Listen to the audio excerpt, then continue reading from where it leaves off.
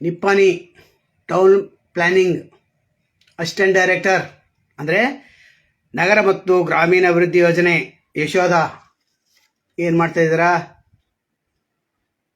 ಮಹಾಭ್ರಷ್ಟ ಅಧಿಕಾರಿ ಅಂತ ಪಟ್ಟ ಕಟ್ಕೋತಾ ಇದ್ದೀರಾ? ಜನ ಅದನ್ನು ಮಾತಾಡ್ತಿದೆ.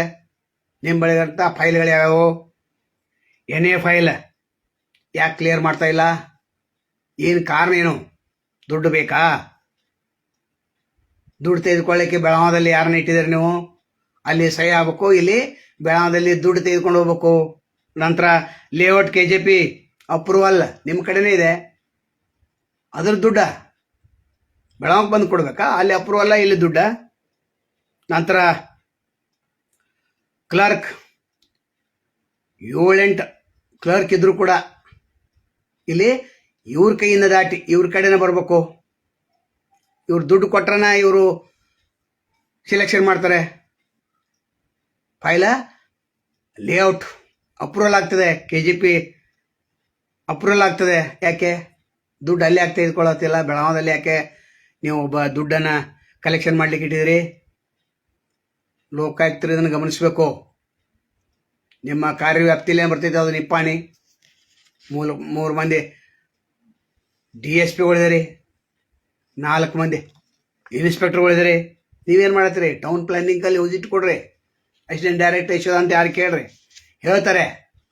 ಇನ್ನು ಈ ಸ್ವತ್ತು ಮುಖ್ಯಮಂತ್ರಿಗಳು ಹೇಳಿದ್ದಾರೆ, ಟೈಮ್ ಅವಧಿಯಲ್ಲಿ ಈ ಸ್ವತ್ತು ನೀವು ಪೂರ್ಣಗೊಳಿಸಿ ಅಂತೇಳಿ ಬೆಳಗಾವಿ ಮಹಾನಗರ ಪಾಲಿಕೆಯಿಂದ ಎಷ್ಟು ಅರ್ಜಿ ಸಲ್ಲಿಸ್ತಾ 3-4 ತಿಂಗಳಿಂದ ಒಂದು ಅಪ್ರೂವಲ್ ಆಗಿಲ್ಲ, ಒಂದು ಉತ್ತಾರ ಕೊಡಲಿಕ್ಕೆ ಆಗಿಲ್ಲ. ಅಪ್ರೂವಲ್ ಅಂದರೆ ಉತ್ತಾರ ಕೊಡಲಿಕ್ಕೆ ಸಾಧ್ಯ ಆಗಿಲ್ಲ. ಅಲ್ಲಿ 2 ನೌಕರಿ ಇಟ್ಟಿದ್ದಾರೆ ಖಾಸಗಿ. ನಾವು ನಗರ ಆಯುಕ್ತರಿಗೆ ಗಮನಕ್ಕೆ ತರ್ತಾ ಇದ್ದೇವೆ. ಬೆಳಗಾವಿ ಮಹಾನಗರ ಪಾಲಿಕೆ ಆಯುಕ್ತರು ಏನು ಮಾಡ್ತಾ ಇದ್ದೀರಾ? ಈ ಸ್ವತ್ತು ತೆಗೆದು ನೋಡ್ರಿ ಎಷ್ಟು ಪೆಂಡಿಂಗ್ ಇದಾವ. ಅದನ್ನ ಯಾಕೆ ಕ್ಲಿಯರ್ ಮಾಡ್ತಾ ಇಲ್ಲ? ನಿಮ್ಮ ಕ್ಲಾರ್ಕ್ಗಳು ಇಲ್ಲ. ಹಿಂದೆ ಜನಗಣತಿ ಆಯ್ತು, ಈಗ ಎಲೆಕ್ಷನ್ ಅಂತೀರಿ. ಮುಂದೆ ಡಿಸೆಂಬರ್ 8ಕ್ಕೆ ಅಧಿವೇಶನ ಅಂತೀರಿ. ಅಧಿವೇಶನ ತಯಾರಿಯಲ್ಲಿ ಇರಬೇಕಾಗ್ತದೆ, ಇಲ್ಲಂತ ಯಾರು ಹೇಳಿದ್ರು? ಆದರೆ ಈ ಸ್ವತ್ತು ಏನು ಅರ್ಜಿ ಬಂದೆ ಅದನ್ನು ನೀವು ಯಾಕೆ ಇದನ್ನು ಮಾಡ್ತಾ ಇಲ್ಲ? 58 ವಾರ್ಡ್ಗಳಲ್ಲಿ ಉಳಿದೆ. ಬೆಳಗಾವಿ ಒಂದಲ್ಲಿ ಅರ್ಜಿ ಸಿಕ್ಕಿದ್ದಾರೆ, ವಡಗಾಂವ್ ಟಿಳಕ್ವಾಡಿಯಲ್ಲಿ ಸಬ್ಮಿಟ್ ಮಾಡಿದ್ದಾರೆ. ಅದ್ರ ಬಗ್ಗೆ ನೀವು ಯಾಕೆ ಕ್ರಮ ಕೈಗೊಂಡಿಲ್ಲ? ಇನ್ನು ನೋಡಬೇಕು. ಮುಖ್ಯಮಂತ್ರಿ ಹೇಳಿದ್ದಾರೆ ಟೈಮ್ ಟು ಟೈಮ್, DCM ಹೇಳಿದ್ದಾರೆ ಟೈಮ್ ಅಪ್ರೂವಲ್ ಆಗ್ಬೇಕಂತೇಳಿ, ಅಂದ್ರೆ ಉತ್ತಾರ ಕೊಡ್ಬೇಕಂತೇಳಿ. ಇನ್ನೇನು ಹೇಳ್ತಾರೆ? ಸರ್ವರ್ ಡೌನ್ ಐತೆ ಅಂತ, ನಂತರ ಕೆಲಸ ರೋಡ್ ಇದೆ ಅಂತ. ಎಂಥ ಕೆಲಸಪ್ಪ ನಿಮ್ಮದು? ಅದರ ವಸೀಲಿ ಇದ್ದವ್ರಿಗೆ ಯಾಕೆ ಕೊಡ್ತಾ ಇದ್ರಿ ನೀವು? ಇಲ್ಲಿರ್ತಕ್ಕಂಥ ಸಂಬಂಧಿಸಿದ ಕಂದಾಯ ಇಲಾಖೆ ಅಧಿಕಾರಿಗಳು ನಾವು ಕೇಳ್ತಾ ಇದ್ದಾರೆ. ಜನಗಣತಿ ಮುಗಿತು ದಿವಸ ಒಂದು ಹೇಳಿದ್ರೆ ಸಾರ್ವಜನಿಕರು ಚಪ್ಪಲಿ ಹರಿದವಂತ ಓಡಾಡಿ 3 ತಿಂಗಳಿಂದ ಎಡ್ತಾಗಬೇಕು. ಈಗ ಆಫೀಸ್ನಲ್ಲಿ ಏನು 2 ಜನ ಹಂಗಾಮಿ ನೌಕರರು ಇದ್ದಾರೆ, ಅವರೇ ಕೆಲಸ. ಇದನ್ನು ಯಾರು ಗಮನಿಸಬೇಕು? ನಗರ ಆಯುಕ್ತರು ಗಮನಿಸಬೇಕಾಗ್ತದೆ. ನೀವೆಲ್ಲ ಕಡೆ ಈ ಸ್ವತ್ತು ತೆಗಿರಲ್ಲ ಫೈಲ, ಎಷ್ಟು ಪೆಂಡಿಂಗ್ ಇದಾವ, ಯಾಕೆ ಪೆಂಡಿಂಗ್ ಇದಾವೆ ಕೇಳ್ರಲ್ಲ ನೋಡೋಣ. ಇಲ್ಲಿ ಲೋಕಾಯುಕ್ತರು ಇಲ್ಲಿ ಕೂಡ ನೀವು ಪೆಂಡಿಂಗ್ ಫೈಲ್ ನೋಡಿದ್ರೆ ಅಂದರೆ ಈ ಸ್ವತ್ತು ಪೆಂಡಿಂಗ್ ಫೈಲ್ ತೆಗಿ ಅಂತ ಹೇಳಿರಲ್ಲ. ಎಷ್ಟು 3 ತಿಂಗಳು ಯಾಕೆ ಇಟ್ಕೊಂಡು ಕೂದ್ರಿ? ಟೈಮ್ ಬಾಂಡ್ ಲಿಮಿಟ್ ಇದೆ CM ಮತ್ತು DCMಗೆ, ಅದನ್ನು ಮಾಡಿಲ್ಲ. ಇನ್ನು 3ನೇ ವಿಷಯ, ಅಮರೇಶ್ ಪಾಟೀಲ್ ಯಾರು ಅಂಕಲಿ PDO ತೆಗೆದುಕೊಂಡಿಲ್ಲ ಇನ್ನೂ. ಅವರು ಅಜಿತ್ ಉಮ್ರಾನಿ ಅವರು ತೆಗೆದುಕೊಂಡಿಲ್ಲ. ಅದರ ಸರ್ಕಾರ ಅಲ್ಲಿ ಅವರನ್ನು ನಿಯೋಜನೆ ಮಾಡಿದಲ್ಲ. ಪರಮ ಭ್ರಷ್ಟ PDO ಚಿಕ್ಕೋಡಿ ತಾಲೂಕಿನಲ್ಲಿ ಹೆಸರಿದೆ. ಹಿರೇಕೊಡಿಯಲ್ಲಿ ಇದ್ದಾಗ ದೊಡ್ಡ ಆಸ್ತಿ ಮಾಡಿದರು. ಅದಕ್ಕಿಂತ ಮೊದಲು ಒಂದು 4-5 ತಿಂಗಳ TP ಆಗಿದ್ದರು. ನಾಗರಮುನ್ನಡೆವರೆಗಾಗಿತ್ತು, ಅಲ್ಲಿ ತಗೋಲಿಲ್ಲ. ಇಂಥ ಭ್ರಷ್ಟ ಅಧಿಕಾರಿನ ಯಾರು ತಗೋತಾರೆ? ರಾಹುಲ್ ಶಿಂದೆ ಅವರೇ ಏನು ಮಾಡ್ತಾಯಿದ್ರಿ? ಮೇಲಿನ ಮೇಲೆ ವರದಿ ಮಾಡಬೇಕಾ? ವಿಸಿಟ್ ಮಾಡಲ್ಲ, ನೋಡೋಣ. ಅಲ್ಲೇ ಫೈಲ್ ತರಿಸ್ರಿ. ಲೋಕಾಯುಕ್ತರಿಗೆ ನಾವು ಒಂದು ಫೈಲ್ ಕೊಡ್ತೇವೆ. 4 ಪ್ಲಾಟ್ ಇದಾವೆ, 40, 30, 30, 40, 80, 60, 40, 40 ಲಕ್ಷಾಂತರ ರೂಪಾಯಿ ಆಸ್ತಿ.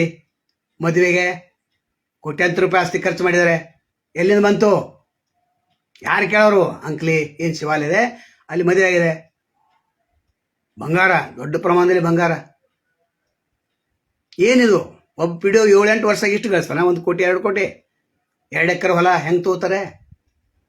ಏನು ಮಾಡ್ತೀರಿ ರಾಹುಲ್ ಶಿಂದೆ ಅವರೇ? ನೀವು ಕ್ರಮ ಕೈಗೊಳ್ಬೇಕು. PDO ನಿಮ್ಮ ನಿಯಂತ್ರಣ ಉಳಿದಿಲ್ಲ. ಇವ ಹೊಸಾಗಿ ಬಂದರೆ ಹುಕ್ಕೇರಿ ಅವರೇ ನೀವೇನು ಮಾಡತ್ತೀರಿ? ನೀವು ನೋಡ್ಬೇಕಲ್ಲ.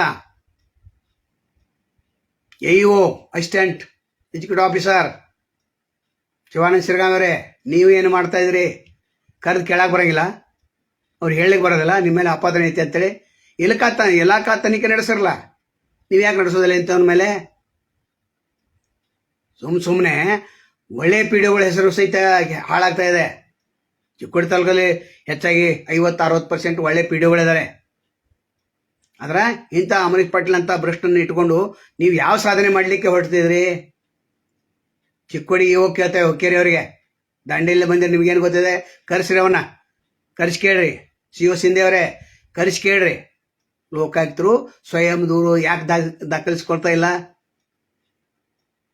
ಟೌನ್ ಪ್ಲಾನಿಂಗ್ ಏನು ಆಫೀಸ್ ಇದೆ ಅಲ್ಲಿ ಯಾಕೆ ಯಶೋಧ ಅವ್ರ ಮೇಲೆ ರೇಡ್ ಮಾಡ್ತಾ ಇಲ್ಲ? ಸೋಷಿಯಲ್ ಮೀಡಿಯಾ ಅಂದ್ರೆ ಏನು? ಎಲ್ಲ ಸೋಷಿಯಲ್ ಮೀಡಿಯಾ ನೋಡತ್ತಿರಲ್ಲ ನೀವು. ಲೋಕಾಯುಕ್ತ SP ನೋಡತ್ತೀರಿ, BS ಪಾಟೀಲ್ ನೋಡತ್ತಾರೆ, ರಾಜ್ಯ SP BS ಪಾಟೀಲ್ ಅವ್ರು ನೋಡತ್ತಾರೆ. ನೀವು ನೋಡಿ ಏನು ಕ್ರಮ? ಸ್ವಯಂ ದೂರು ದಾಖಲಿಸ್ಕೊಳ್ಳೋದಿಲ್ಲ, ಎಲ್ಲ ಡಾಕ್ಯುಮೆಂಟ್ ನಿಮ್ಗೆ ಕೊಡ್ಬೇಕಾ? ಎಲ್ಲ ಉತ್ತರ ಕೊಡ್ಬೇಕಾ ನಿಮಗೆ? ಅವಾಗ ಹೋಗಿ ಅವರು ಆತರ ಇಲ್ಲಿ ಒಬ್ರು ಹಿಡಿಬೇಕಾದ್ರೆ ಅಲ್ಲಿ ಸಾಕ್ಷಿ ಆಧಾರ ಬೇಕಂತ ಅವ್ನು ಮಾತಾಡಿದ್ಬೇಕು, ಅಥವಾ ಫೋನ್ಪೇ ಮಾಡಿದ ಅಮೌಂಟ್ ಬೇಕು, ಪೆಂಡಿಂಗ್ ಬಿಲ್ ಇರಬೇಕು. ಏನು ಪೆಂಡಿಂಗ್ ಬಿಲ್ಲ? PDO ಯಾಕೆ ಪೆಂಡಿಂಗ್ ಬಿಲ್ ಇಡ್ತಾನೆ? ಯಾವ ಪೆಂಡಿಂಗ್ ಬಿಲ್ ಅದು? ಭ್ರಷ್ಟಾಚಾರದ ಪ್ರಕರಣ ಇದು. ಅವನ ಸೇವಾವಧಿಯಲ್ಲಿ ಎಷ್ಟು ಗಳಿಸ್ಬೇಕಾಗಿತ್ತು ತೆಗೆದು ನೋಡ್ರಿ. ಅದಕ್ಕಿಂತ 200 ಪಟ್ಟು ಹೆಚ್ಚಿದಲ್ಲ, ಅದು ಎಕ್ಸಸ್ ಆಗಿಲ್ಲ ಆದಾಯ. ಈಗ ಹಿಂಗಾದ್ರೆ ಮುಂದೆ ಹೆಂಗೆ? ರಾಹುಲ್ ಸಿಂಧೆ ಅವರೇ, ನಿಮ್ಮ ಕೈ ಮೀರ್ತಾ ಇದೆ. ಒಳ್ಳೆ ಅಧಿಕಾರಿ ಅಂತ ಮೊದಲು ಅನ್ಸ್ಕೊರಿ, ಈಗ ಪರಮ ಭ್ರಷ್ಟ ಅಧಿಕಾರಿ ರಾಹುಲ್ ಸಿಂಧೆ ಅಂತ ಹೇಳ್ಬೇಕಾಗ್ತದೆ. ಹೌದು, ಮತ್ತೇನು? ಒಬ್ಬ PDO ಮೇಲೆ ನಿಮ್ಮ ಕ್ರಮ ಕೈಗೊಳ್ಳಕ್ಕಾಗಿಲ್ಲ. ಹಿಂದೆ ನಾವು ಎಷ್ಟು ವರದಿ ಕೊಟ್ಟಿದ್ದು? ಪಾಂಡುರಂಗ ಡಬ್ಲಿ ಮೇಲೆ ಏನು ಮಾಡಿದ್ರಿ? ಬೆಳಗಾವಿ ಡಬ್ಲಿ ಮೇಲೆ, RWS ರೂರಲ್ ವಾಟರ್ ಸಪ್ಲೈ ಡಬ್ಲಿ ಮೇಲೆ ಏನು ಕ್ರಮ ಕೈಗೊಂಡ್ರಿ? 3 ಖಾತೆ ಕೊಟ್ರಿ. ಬೈಲೊಂಗಲು, ಚೆನ್ನಂ ಕಿತ್ತೂರು ಒಂದು, ಬೆಳಗಾವಿ ಒಂದು. ಅಂಥವ್ರಿಗೆ ಪರಭ್ರಷ್ಟರಿಗೆ ಈಗ PDO ಕೊಟ್ಬಿಡ್ರಲ್ಲ, AU ಕೊಟ್ಬಿಡ್ರಿ, ಅಥವಾ ಡೈರೆಕ್ಟರ್ ಮಾಡಿಬಿಡ್ರಲ್ಲ ಅಮರೀಶ್ ಪಾಟೀಲ್ನ. ಪತ್ರಕರ್ತಿಗೆ ಧಮಕಿ ಹಾಕುವಷ್ಟು ಬೆಳೆದಿದ್ದಾನಂದ್ರೆ ಇವನು ವಿಚಾರ ಮಾಡಬೇಕು. ಇನ್ನು ಇವನು ಧಮಕಿ ಆಗ್ತಾನೆ ಹುಕ್ಕೇರಿ ಅವರಿಗೆ. AU ಶಿವಾನಂದ ಶಿರಗಾಮೆ ನಿಮಗೂ ಧಮಕಿ ಆಗ್ತಾನೆ. ಅಂದ್ರೆ ಇಲ್ಲಿ ಭ್ರಷ್ಟ ಅಧಿಕಾರಿಗಳೇ ನೀವು ಸರ್ಕಾರದಲ್ಲಿ ಕಿಮ್ಮತ್ತಿದೆ ಅಂತ ಆಯ್ತು. ಮುಖ್ಯಮಂತ್ರಿಗಳೇ, ನಿಮಗೂ ಕೇಳ್ತಾ ಇದ್ದೇವೆ, ನಿಮ್ಮ ಸಚಿವ ಸಂಪುಟದಲ್ಲಿ ಭ್ರಷ್ಟ ಮಂತ್ರಿಗಳನ್ನು ಮೊದಲು ರೀಶಫಲ್ ಮಾಡುವಂಥ ತೆಗೆದೋಗಿರಿ. 15-16 ಮಂದಿ ತೆಗೆದು ಹೊಸ ಒಂದು ಕ್ಯಾಬಿನೆಟ್ ಮಾಡ್ರಿ. DK ಶಿವಕುಮಾರ್ ಮುಖ್ಯಮಂತ್ರಿ ಮಾಡ್ರಿ. ಅಂದಾಗ ಮಾತ್ರ ಈ ಸರ್ಕಾರ ಚೆನ್ನಾಗಿ ನಡೆದಿದೆ ಅಂತ ಅರ್ಥ. ನಾವು 3 ವಿಷಯಗಳನ್ನು ಇವತ್ತು ಹೇಳಿದ್ದೇವೆ. ಈ ಸ್ವತ್ತು ಮಹಾನಗರ ಪಾಲಿಕೆ ಆಯುಕ್ತರು ಗಮನಿಸಬೇಕು, ತ್ವರಿತವಾಗಿ ಆ ಫೈಲ್ಗಳನ್ನು ಕ್ಲಿಯರ್ ಮಾಡಬೇಕು. ಮತ್ತು ಸರ್ವರ್ ಡೌನ, ಆ ಡೌನ್ ಎಲ್ಲ. ಮತ್ತು ಉಳಿದವ್ರು ಯಾಕೆ ಉತ್ತರ ಸಿಗ್ತಾವೆ? ದುಡ್ಡು ಕೊಟ್ಟವ್ರು ಯಾಕೆ ಉತ್ತರ ಸಿಗ್ತವೆ?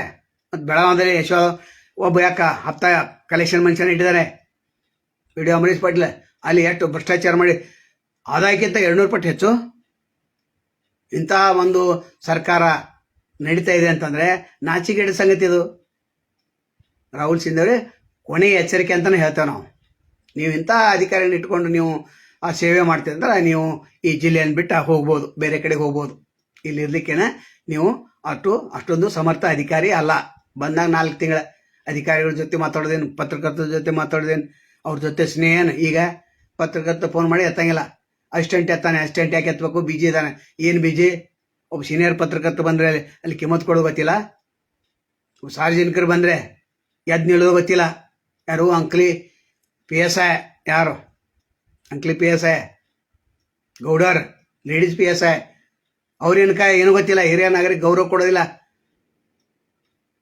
SP ಅವರೇ, ಗುಳ್ಳೆದವ್ರೆ, ನೀವೇನು ಮಾಡ್ತಿದ್ರಿ? ಇಂಥ PSIನ ಕರೆಸಿ ಒಮ್ಮೆ ವಾರ್ನಿಂಗ್ ಮಾಡಬಾರ್ದು. DSP ಗೌಡ್ರದಾರ, ಅವ್ರದ್ದು ಏನೋ ರಿಲೇಷನ್ ಇರಬೇಕು, ಅದು ಪ್ರಶ್ನೆ ಅಲ್ಲ. ಒಬ್ಬ ಸಾರ್ವಜನಿಕರು ಒಂದು ಕಂಪ್ಲೇಂಟ್ ತಂದಾಗ ಮೊಬೈಲ್ ತೊಗೊಂಡ್ಕೊತ ಕೂತಿರ್ತಾರೆ, ಏನೂ ಕೇರ್ ಇಲ್ಲ. ಯಾರ್ದು ಒಳಗೋದ್ರೆ ಇವ್ರನ್ನ ಒಳಗೆ ಯಾರು ಬಿಟ್ಟಿದಾರಂತ. ಏನು ನಿನ್ನ ಮನೆ? ನಾವು PSI ಕೇಳ್ತೇವೆ, ಏನು ನಿನ್ನ ಮನೆ ಅದು? ಅಂಕ್ಲಿ ಪೊಲೀಸ್ ಸ್ಟೇಷನ್ ಅಂತಂದರೆ ಚಿಕ್ಕೋಡಿ ತಾಲೂಕು ಅಂಕ್ಲಿ. ಏನದು? ಏನು ನಡೆದಿದೆ? ಗುಳೆದವರು ಉತ್ತರ ಕೊಡಬೇಕು. ನಂತರ ರಾಹುಲ್ ಸಿಂಧೆ ಅವರು ಉತ್ತರ ಕೊಡಬೇಕು. ನಂತರ ಲೋಕಾಯುಕ್ತರು ಗಮನಿಸಬೇಕು. ಮತ್ತು ಮಹಾನಗರ ಪಾಲಿಕೆ ಆಯುಕ್ತರು ಈ ಸ್ವತ್ತು ಅದಕ್ಕೆ ಉತ್ತರನ ಬೇಗನೆ ಕೊಡಬೇಕಂತ ಕೇಳ್ಕೊತೇವೆ. ಸಂತೋಷ್ ಧನ್ಯವಾದಗಳು. ಮಹೇಶ್ ಕೋಲ್ಕರ್ರೆ ಧನ್ಯವಾದಗಳು. ಒಟ್ಟಾರೆ ಈ 4 ವಿಷಯಗಳನ್ನು ಹೇಳಿದೆ, ಇದನ್ನು ಗಮನಿಸಬೇಕು. ಸಂಬಂಧಪಟ್ಟಂಥ ಅಧಿಕಾರಿಗಳು ಇವ್ರ ಮೇಲೆ ಕ್ರಮ ಕೈಗೊಳ್ಳಿ. ಟೌನ್ ಪ್ಲಾನಿಂಗ್ ಭೈರತಿ ಬಸವರಾಜ್, ಭೈರತಿ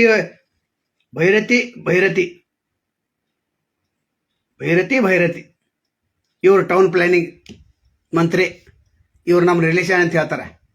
ಏನು ಮಾಡ್ತೀರಿ ಮಂತ್ರಿಗಳೇ? ಉತ್ತರ ಇದೆಯಾ? ಯಶೋದವ್ರ ಮೇಲೆ ಕ್ರಮ ಕೈಗೊಳ್ತೀರಾ? ಕಾದು ನೋಡೋಣ.